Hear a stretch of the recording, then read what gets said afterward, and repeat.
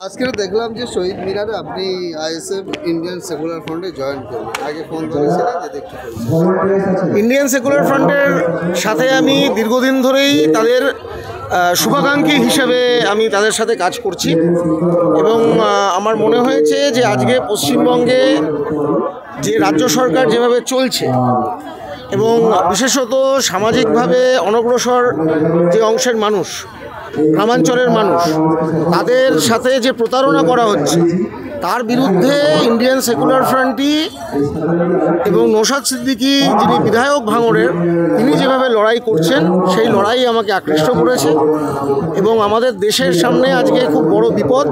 কারণ ভারতীয় জনতা পার্টির নেতৃত্বে যে কেন্দ্রীয় সরকার চলছে, মোদির সরকার, তারা দেশের সংবিধানটাকে ধ্বংস করতে চাইছে। সেখানে ইন্ডিয়ান সেকুলার ফ্রন্টের মূল লক্ষ্যই হচ্ছে আমাদের দেশের সাংবিধানিক গণতন্ত্রকে রক্ষা করা। তাহলে সেই লক্ষ্যের সাথে আমি একমত এবং এই লড়াই আজকে গ্রামেগঞ্জে পশ্চিমবঙ্গের বিভিন্ন অঞ্চলে আইএসএফ যেভাবে লড়ছে তাতে তাদের এই সদর্থক ভূমিকার প্রতি আকৃষ্ট হয়ে আমি মনে করি যে এদের সাথে থেকেই আইএসএফের ব্যানারে নওশাদ সিদ্দিকীর নেতৃত্বে এই লড়াইকে আমরা এগিয়ে নিয়ে যেতে পারব। আপনার নাম? আমার নাম প্রসেনজিৎ বসু।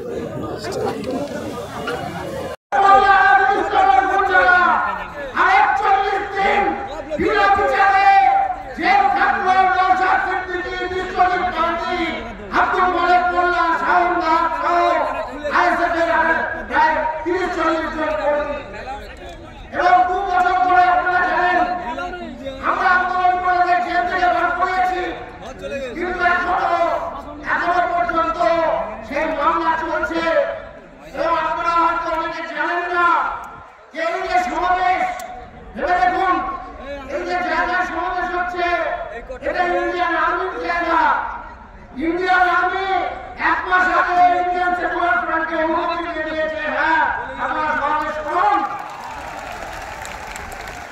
কিন্তু কলকাতা পুলিশ দেয়নি। কলকাতা পুলিশ এই সমাবেশ করতে দিতে চায়নি, তার শেষ দিন অব্দি অনুমতি দেয়নি। কোর্টে আমাদের হয়ে যারা উকিল তারা জানিয়েছেন, তারা মাননীয় বিচারপতির সামনে বলেছেন যে আমাদের সাথে অন্যায় হচ্ছে, আমাদের কন্ট্রোল করা হচ্ছে।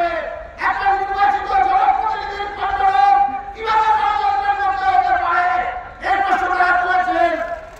এবং আমরা দুঃখের সাথে জানাচ্ছি যে আজকে মাননীয় বিচারপতি তিনি এই সমাবেশ করতে দিয়েছেন এবং এই সমাবেশে আজকে উত্তর থেকে দক্ষিণ 24 পরগনা, মুর্শিদাবাদ থেকে কাকদ্বীপ, মেদিনীপুর থেকে আদিবাসী অধ্যুষিত জঙ্গলমহল, সর্বত্র থেকে মানুষ এসে ওই নবান্নে বার্তা পাঠিয়ে দিয়েছে যে আজকে অধিকার সমাবেশ সফল, আজকে অধিকার সমাবেশ সফল। কিন্তু ওই মাননীয় বিচারপতি তার সাথে একটা শর্ত রয়েছেন যে জামিন নামে কেস আছে, তার মধ্যে রাজ্য কমিটির 4 জন সদস্য, চেয়ারম্যান নওশাদ সিদ্দিকী সহ, যে তারা মঞ্চে আসতে পারবেন না, এই শর্ত সাপেক্ষে তারা সমাবেশ করতে দিয়েছেন। আমরা মনে করি এই শর্ত হলে পার্টির চেয়ারম্যান একজন নির্বাচিত জনপ্রতিনিধিকে সমাবেশে বক্তব্য না করে শর্ত কিভাবে একটা ভোটার বিরুদ্ধে হচ্ছে, আমরা তার প্রতিবাদ জানাচ্ছি। কিন্তু ইন্ডিয়ান সেকুলার ফ্রন্ট সাংবিধানিক গণতন্ত্রকে সামনে রেখে রাজনীতি করে, সামাজিক রাজনীতি করে। আমরা আদালতকে সম্মান করি, আদালতের রায়ের সাথে একমত না হলেও আমরা সেই রায়কে সম্মান জানিয়ে আজকে চেয়ারম্যান নওশাদ সিদ্দিকী এই মঞ্চে আসেননি। তিনি আপনাদের সামনে বক্তৃতা রাখবেন, কিন্তু তিনি মঞ্চে আসবেন না আদালতকে সম্মান দিয়ে। আর আপনাদের আবেগকে সম্মান দিয়ে তিনি বক্তৃতা রাখবেন। আপনারা সবাই তার কথা শেষটা হওয়া পর্যন্ত এখান থেকে যাবেন না, এই অনুরোধ আপনাদের রাখছি। আর একটাই কথা, নওশাদ ভাইয়ের সঙ্গে বক্তব্য রাখবেন, তার আগে নওশাদ ভাইকে আপনারা দেখুন কত কষ্টের মধ্যে আছে মানুষটা। 1 মাস ধরে কি চূড়ান্ত পরিশ্রম গেছে, এই এত আয়োজন করতে হয়েছে, আপনাদের কাছে যেতে হয়েছে, এই বার্তা নিয়ে আজকে এই বার্তা নিয়ে আপনারা বলেন সেই আপনারা সত্যি আর বাংলা যে আগামী দিনে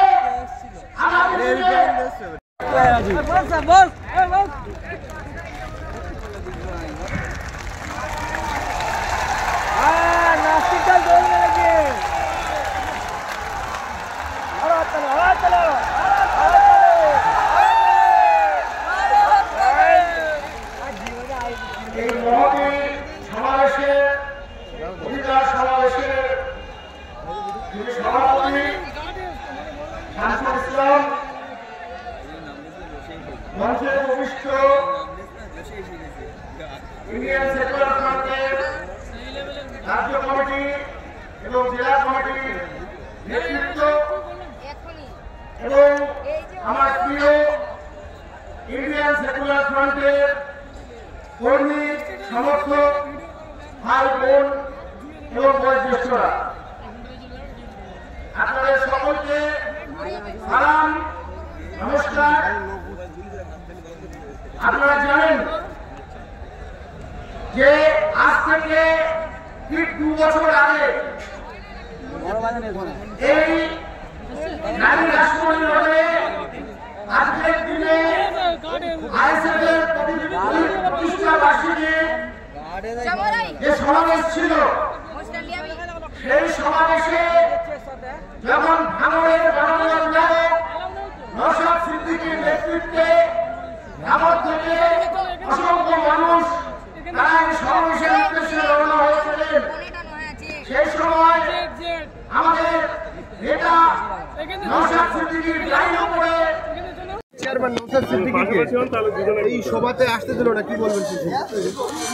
দেখুন, বিধায়ক নওশাদ সিদ্দিকী মহাশয়কে এইভাবে আটকে রাখা যায় না।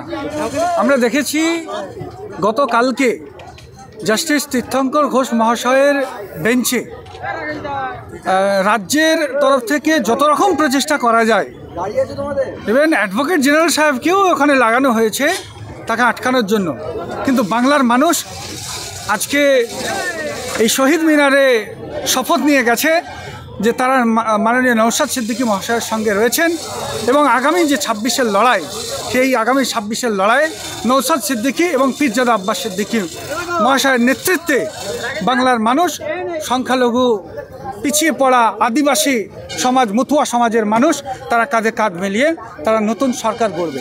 আমরা দেখেছি অন্যান্য কর্মী সভায় কোনো রেস্ট্রিকশন থাকে না, বাট যখনই আইএসএফ সভা করে তখন সারা রেস্ট্রিকশন কিভাবে আসে? এটা তো পরিষ্কার বোঝা যাচ্ছে যে একটা 30 বছরের ফুটফুটে ছেলে সমগ্র বিধানসভার 293 জন বিধায়কের ঘুমকে হারাম করে দিয়েছে। সেই জন্যই তো তাদের এত ভয় যে সংখ্যালঘুদের একমাত্র যদি কেউ দাবিদার হতে পারে তাহলে তিনি বিধায়ক নওশাদ সিদ্দিকী মহাশয়। আর সেই ভয়ের কারণেই তারা সামগ্রিকভাবে চেষ্টা চালিয়ে যাচ্ছে যাতে করে সভাকে বানচাল করা যায়। কিন্তু আমরা কোর্টকে মান্যতা দিয়েই আমরা আজকের সভা সম্পন্ন করেছি। আপনার নাম? আমার নাম তৌহিদ আহমেদ খান, আমি আইএসএফের একজন ক্ষুদ্র কর্মী।